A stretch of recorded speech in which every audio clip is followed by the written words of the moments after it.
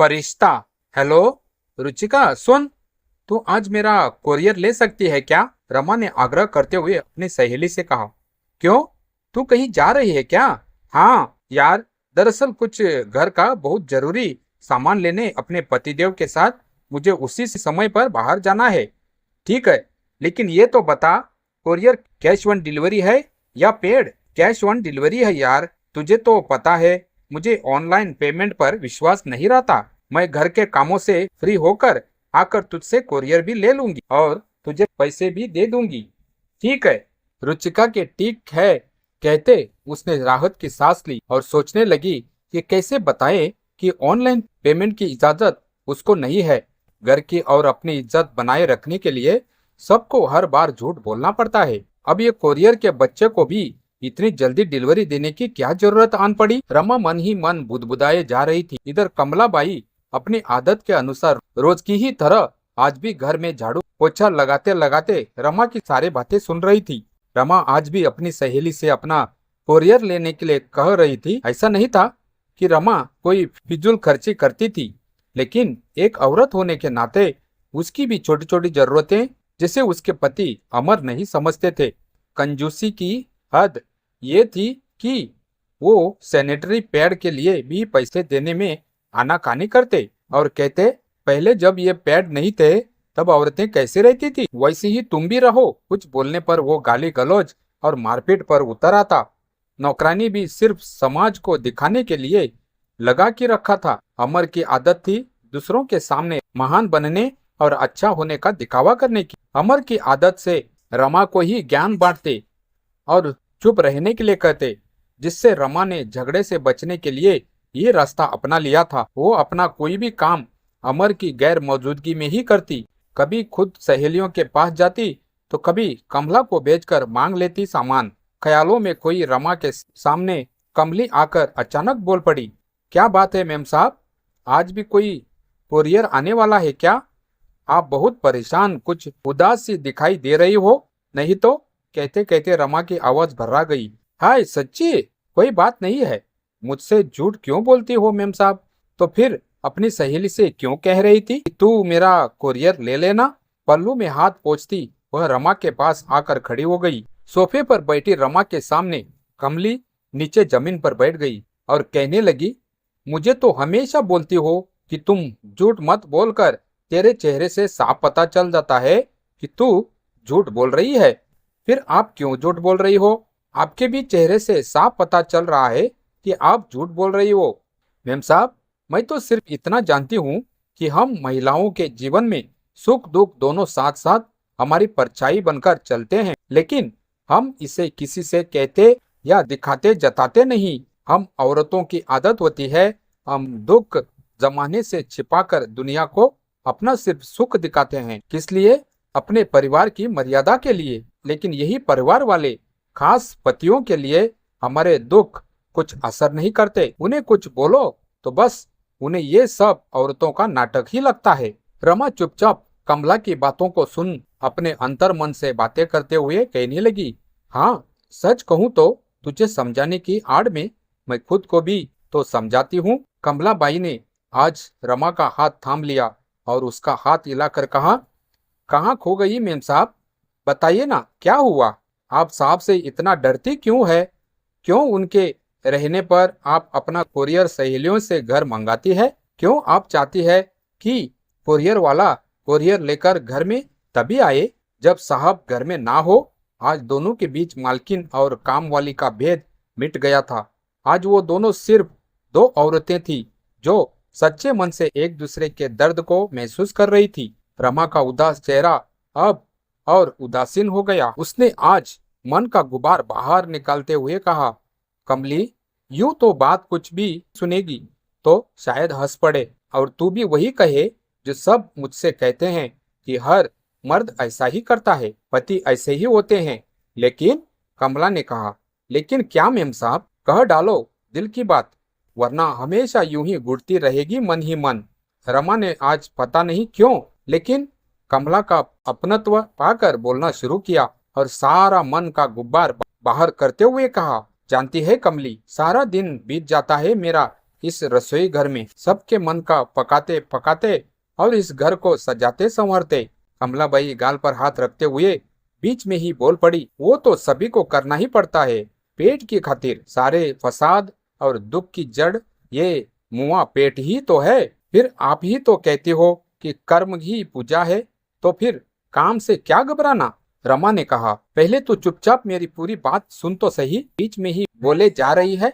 काम से नहीं घबराती मैं कमली, घबराती तो मैं उन तानों से हूँ जो मुझे बात बात में सुनने के लिए मिलते हैं। इतना काम करने के बावजूद शादी होकर आई तब से बस यही तो सुनती आ रही हूँ। रोटी कभी छोटी, कभी मोटी, कभी जली, कभी आधी कच्ची, कभी ऐसी, कभी वैसी बनी तो दाल पतली, गाड़ी अजीब सी ऐसी वैसी बनी तो सब्जी की शक्ल देखो ध्यान से। मायके वालों की औकात नहीं थी, मायके में अच्छा खाया हो तब तो बनाना जानेगी। कभी पहनाए हैं इतने महंगे कपड़े, तुम्हारे बाप ने भी न जाने कितनी कड़वी बातें, फिर भी बिना उफ किए लगी रही रहती हूँ सबके मन का करने में। फिर भी शादी के इन 12 सालों में कोई खुश हुआ क्या आज तक। मैं ना तो अपनी पसंद का खा सकती हूँ, ना पहन ओढ़ सकती हूँ। साल में 2 कपड़े होली दिवाली को दिलाकर कहते हैं एडजस्ट करो। कोई अरबपति बाप की बेटी नहीं हो जो नहीं कर सकती। कुछ भी ऑनलाइन शॉपिंग की तो मुझ पर चिल्लाना शुरू कर देते हैं। पैसे कहाँ से आएंगे, तेरा बाप देगा क्या, नहीं तो जाकर अपने बाप से मांग लो। अकेले बाजार जाने नहीं देते तो अब बता, मेरे पास अपनी पसंद को पूरा करने और घर में शांति बनाए रखने का कोई और उपाय है क्या। कमला दोनों हाथों को घुटने में बीच बांधे हिलती हुई, जो चुपचाप रमा की बातें सुन रही थी, ने अपने दोनों हाथ खोलकर चमकाते हुए कहा, यही तो बीमारी है मेम साहब। ज्यादातर घरों में मीन मेक निकालने ही चाहे कितना भी अच्छा कर दो, लेकिन आप इतने ताने सुनती क्यों हो। अरे मेरी मानो तो पटक दो बेलन बर्तन और मत जलाओ घर में चूल्हा। कह दो अब बस बहुत हो गया। इस तरह अपमान सहकर मैं नहीं करूंगी इस घर का कोई भी काम। संभालो अपना काम और बच्चे। कह देती हूँ सबकी नानी याद आ जावेगी 2 ही दिना में। बीबी हो आप, कोई बंधुआ मजबूर थोड़ी ना हो। रमा ने कहा, अरे मैं भला ऐसे कैसे कह सकती हूँ, घर में कलह शुरू हो जाएगी, 4 लोग और सुनेंगे, अगल बगल बात मायके तक पहुँच जाएगी, उल्टा मुझे लोगों के और 4 बात सुनने को मिलेगी। गुस्से में घर से निकाल दिया तो कहाँ जाऊंगी बच्चों को लेकर। कहना बड़ा आसान है कमली, पर करना बहुत मुश्किल। कमला ने ताव भरे लहजे में कहा, लेकिन मुझे तो कोई ऐसा बोले तो मैं तो काम ही छोड़कर चल दूं। लो कर लो अपने आप अपने मन का।